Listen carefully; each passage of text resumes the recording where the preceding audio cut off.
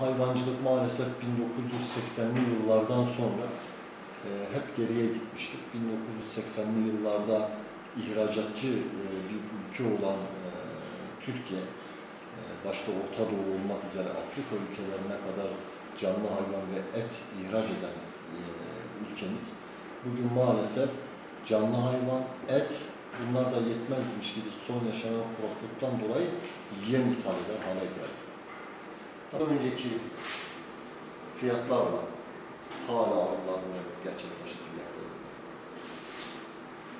Oysa ki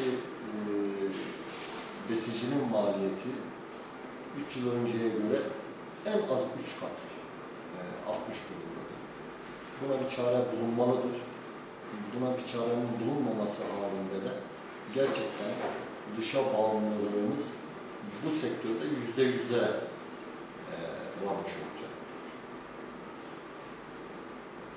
Yem fiyatlarına müdahale etme anlamında sonuç alınabilecek, herkesin bir şeyler yapabileceği projeler olmuştur.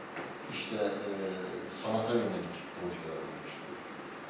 Bunların içinde en önemlisi de organize tarım işletmeleri.